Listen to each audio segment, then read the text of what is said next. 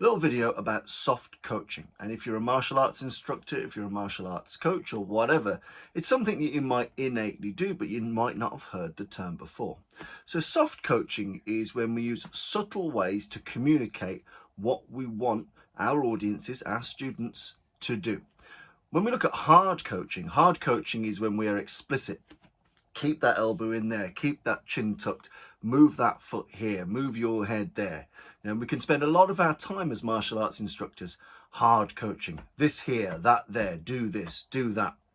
And I think there's a big habit, especially in martial arts, less so in martial sports, but especially in martial arts, of micro coaching and over coaching, in that an instructor might demonstrate a technique and then watch the students attempt the technique, and in seconds be whoop, like an eagle right down on people. Oh, foot there, hand there, chin there, do this, do that.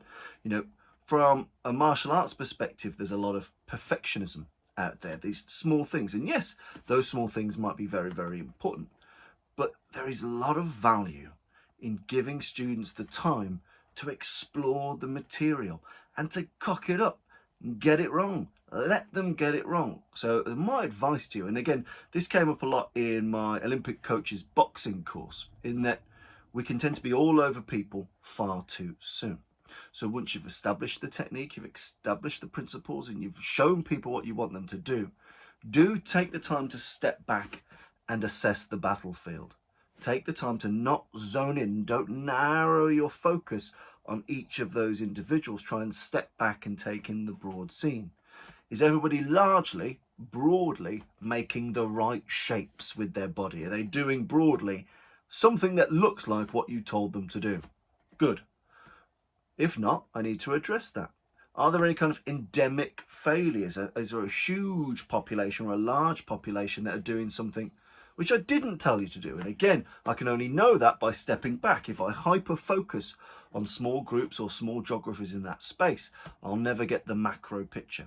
So if we spend too much of our time hard coaching, we can find ourselves over-explaining things to people. And for those kinesthetic learners that only learn by having a pop at it, they're disengaged, and they make up a large portion of people that like martial arts. So it's something to be aware of. So we've got those audiences, and we can't necessarily aggregate the trends of what's happening in the room. So my advice is, when you look at your coaching, think about yourself. Am I doing too much hard coaching? Am I being too prescriptive? Am I straight on top of people soon as I let them have a play? Do let people have a play. Once you've demonstrated, take the time to sit back and soak it all in a big picture format.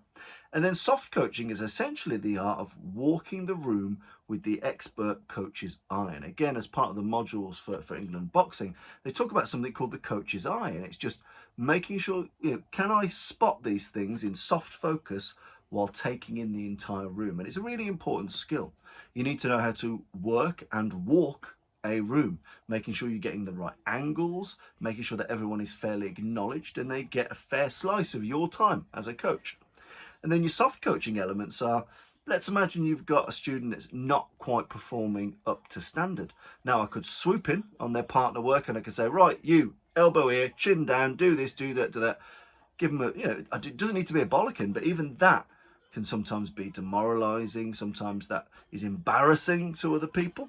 So one of the major things to do might be, allowing them to think for themselves what might be going wrong. You might walk the room using good eye contact, make eye contact with that person and go, give them that look of, is that quite right? Don't verbalize it, just give them that look, and they might be thinking, shit, have I got that quite right? If they're really not sure, they will verbalize that request to you, but as you're walking, just between you and them, little eye movement, like, is that right? Could it be better? Yep.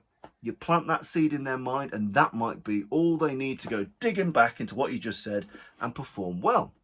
By the same token, if team members are doing good, if people are doing good, if I interrupt, I'm taking away a bit of your team time. I'm taking away a bit of your training time.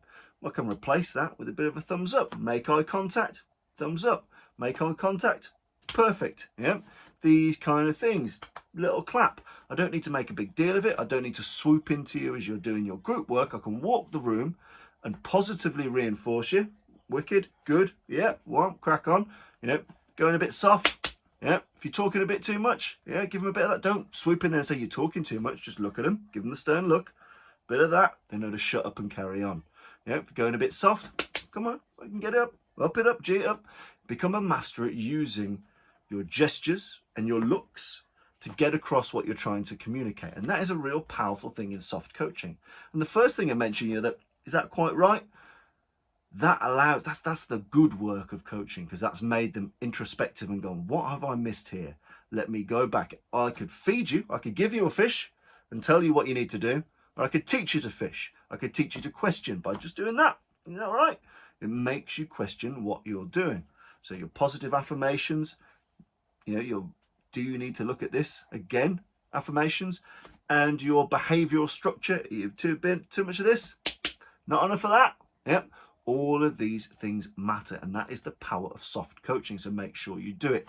Take the time, assess the scene, assess the battlefield, look at the major trends and what's going on, because you might need to do a group learning point. If there's a group failure, if there's something which most partners are getting wrong, if you know that by taking the time to step away, you can assess it. If you spend too deep in, you won't be able to assess it, and you won't be able to address a group fault. You might think everyone else is doing it fine, apart from John and Mary Sue over here that are cocking it up. And often that's probably not the case. And like we said, often it might have been a failure on the part of the coach yourself to communicate this well. You might have used a turn of phrase which is unfamiliar, spoken too fast, assumed things that they know that they might not have known. So all these things can factor, and that's why a bit of soft coaching, a bit of space, not being all over people, and positive and questioning reinforcement can really, really help you. And especially if you think neurodiverse audiences, sometimes just that little bit, if I embarrass you, if I speak at you, that might cause some problems, some issues, some fears, some embarrassment, no matter who you are. Those little, and this is where the power of the coach's eye. You're taking it all in. You're taking in individual scenes, but also where you can, and you clock that eye contact, and you will get eye contact if you look for it. That's where you can drop in those little seeds of improvement in your coaching. And I would say it really pays dividends. So the next time you instruct, the next time you showcase a technique or a drill or whatever you're doing, take the time. Am I stepping back enough? Am I letting them play enough? Am I letting them fail enough? And am I applying enough soft coaching to give them the tools to succeed without disrupting the flow of the class or the flow of the teams? So soft coaching is a really important skill, and I recommend that you take the time to do it and deploy it.